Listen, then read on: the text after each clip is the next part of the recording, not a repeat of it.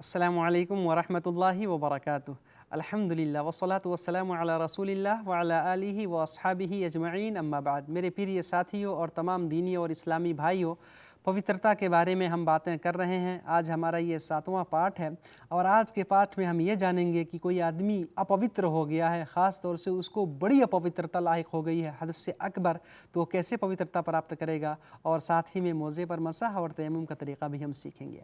कल के पाठ में मैंने बताया था कि आदमी कैसे अपवित्र, उसको बड़ी अपवित्रता कैसे हो जाती है, तो स्त्री संभोग करने से और इसी तरह से महीनावारी और जो है प्रसव का रक्त आने से। और मैंने ये भी बताया था कि जब औरत को महीनावारी का खून आ जाए या प्रसव का रक्त आ जाए तो उस वक़्त शौहर अपनी बीवी से हम बिस्तरी नहीं कर सकता। अल्लाह ताला ने दूर रहने का, उससे अलग रहने का आदेश दिया है। सिर्फ हम बिस्तरी यानी यौन संपर्क करने से मना किया गया है। बाकी दूसरे तरीक़े से आदमी मज़ा ले सकता है, साथ में रह सकता है, चुम्बन वगैरह कर सकता है, इसमें कोई मुश्किल की बात नहीं। सिर्फ यौन संपर्क नहीं कर सकता है। और अगर अपने ऊपर नियंत्रण नहीं कर पाएगा हो तो फिर वहाँ पर इन सब बातों से भी उसके लिए बचना ज़रूरी है। आदमी अपवित्र हो गया, उसको बड़ी पवित्रता लायक हो गई, तो फिर उसके लिए स्नान करना ज़रूरी है। स्नान करने के लिए साधारण तरीक़ा यही है कि आदमी अपने पूरे जिस्म पे अच्छी तरीक़े से पानी बहा ले, अपने उस गंदगी को धो ले, पाक और साफ़ कर ले। लेकिन उसका सुन्नत तरीक़ा, उत्तम और अफजल तरीक़ा यह है कि सबसे पहले आदमी जिस जगह पे अपवित्रता लगी है, गंदगी लगी है, उसको धोए, उसको साफ़ करे। फिर उसके बाद से साबुन से या मिट्टी से अपने हाथ को धो ले। फिर उसके बाद से वज़ू करे, जिस तरह से नमाज के लिए वज़ू करते हैं। ये सुन्नत तरीक़ा, अल्लाह के रसूल सल्लल्लाहु अलैहि वसल्लम ऐसे ही स्नान किया करते थे। अच्छे तरीक़े से आदमी जैसे नमाज के लिए वज़ू करता है, वज़ू करे।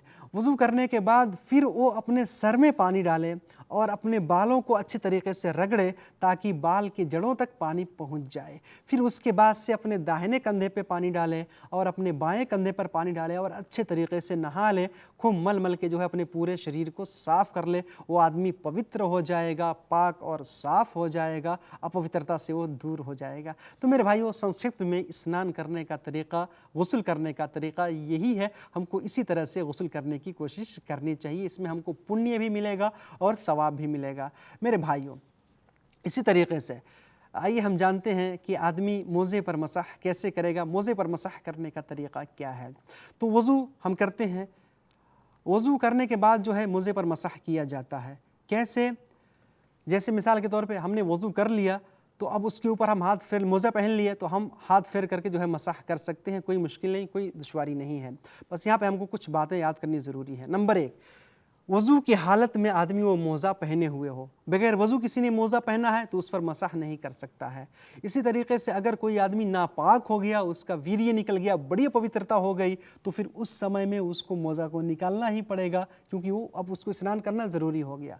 मेरे भाई, इस तरह से एक बात और जान लें कि जो यात्री लोग हैं, सफ़र में हैं, उनके लिए 3 दिन और 3 रात पर्याप्त है कि वो 3 दिन और 3 रात तक मोज़े पर मसह कर सकते हैं। और जो घर में लोग हैं, स्थायी रूप से जो घर के अंदर बैठे हुए हैं, मुक़ीम हैं, तो उनके लिए 1 दिन और 1 रात पर्याप्त है।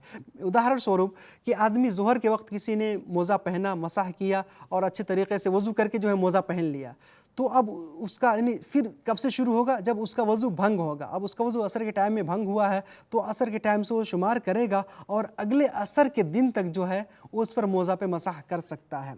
और फिर जब 24 घंटा यानी 1 दिन की अवधि समाप्त हो जाएगी तो उसको मोज़ा निकालना पड़ेगा और फिर नए सिरे से वज़ू करके फिर मोज़ा पहनना पड़ेगा। और जो मुसाफिर लोग हैं वो 3 दिन और 3 रात तक इसी तरीक़े से वो लोग कर सकते हैं। मेरे भाइयों, इसी तरीक़े से मोज़ा चाहे वो चमड़े का हो और चाहे ऊन का हो, दोनों पर मसह कर सकते हैं। ये जायज़ और दुरुस्त है। बस ये है कि मोज़ा एकदम बारीक और पतला ना हो, फटा हुआ ना हो, बेहतरीन हो, तो उस मोज़े पे आदमी मसह करेगा। तो मसह करने का मुख्तसर तरीका, हाथ भीजा हुआ है, ऊपर पैर के ऊपरी भाग में जो है हाथ को फेरेंगे। कोई ज़रूरी नहीं है आदमी निचले भाग में फेरे, क्योंकि मज़ा ऊपरी भाग में किया जाता है। और साथ साथ हम ये जान लें कि मुख्तसर में तयम्मुम का तरीक़ा, तयम्मुम कब किया जाता है? ये पानी का नायब है, यानी पानी की जगह पे अगर पानी ना मिले तो आदमी तयम्मुम करता है। वज़ू की जगह पे तयम्मुम किया जाता है। कैसे? इसकी कई सूरतें हैं। नंबर 1, पानी ना मिले, पानी बहुत दूर है, नहीं पा रहा, या पानी तो उसके पास है लेकिन खाने पीने के लिए है। अगर वज़ू में उसको प्रयोग करेगा तो समाप्त हो जाएगा, पीने के लिए नहीं रह जाएगा, खाना पकाने के लिए नहीं रह जाएगा। इसी तरह से अगर पानी तो है लेकिन उसको प्राप्त करने का कोई साधन नहीं है, कुएँ में है, अब कैसे ऊपर निकाले? कोई साधन, कोई माध्यम नहीं है। इसी तरह से अगर पानी लेने जाएगा तो उसके माल का या उसके जान का ख़तरा है, फिर भी वो पानी लेने ना जाए। इसी तरीक़े से अगर वो आदमी बीमार है, बीमारी के बढ़ जाने का ख़तरा है, पानी बहुत ठंडा है, ठंडी का मौसम है, पानी का प्रयोग करेगा, बीमार हो जाएगा, तो ऐसी अवस्था में भी वो तयम्मुम कर सकता है। जिस्म में कहीं ज़ख़म है, कहीं चोट है और आदमी उसको दुरुस्त करना चाहता है, नहीं उस पर मसाह करना, उसको धोना नहीं चाहता है, तो आदमी सारे जिस्म को धोएगा और जहाँ पे ज़ख़म है उसके ऊपर मसाह करेगा, और मसाह करने से भी अगर तकलीफ़ हो रही है तो उसके ऊपर जो है आदमी तयम्मुम कर लेगा।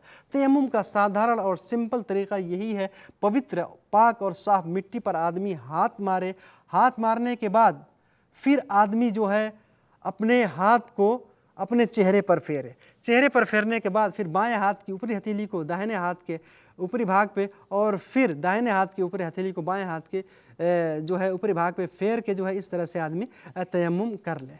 तयम्मुम उसका मुकम्मल हो गया। अब वो नमाज भी पढ़ सकता है, आदमी सब कुछ कर सकता है। और एक बात और जान लें, कोई आदमी अगर नापाक हुआ है, बड़ी अपवित्रता उसको हुई है, तो उसके लिए भी यही पर्याप्त है। अल्लाह ताला ने ये छूट दिया है, ये इस्लाम धर्म की ये सुंदरता है, एक आसानी है हमारे लिए कि हमको इस तरह से अल्लाह ताला ने हमको ये सहायता और हमको इस तरह से आसानियाँ पैदा फरमाई हमारे लिए कि हम इस्लाम के कर्मों को पूरा करने की कोशिश करें। मेरे भाइयों, संक्षिप्त में हमने इस्लाम के बारे में और खुसूसन पवित्रता के बारे में कुछ बातें सीखी। और कोई बात अगर हमको नहीं मालूम, अपने उलमा से पूछें, दूसरे लोगों से पूछें और अच्छी तरीके से ज्ञान हासिल करके सही तरीके से इस्लाम के तरीक़े पर चलने की कोशिश करें। अल्लाह ताला हम सबको हर नेक अमल की तौफ़ीक़ दे, सदैव पवित्र रहने की तौफ़ीक़ अता फ़रमाए। आमीन। वस्सलामु अलैकुम व रहमतुल्लाहि व बरकातुहू।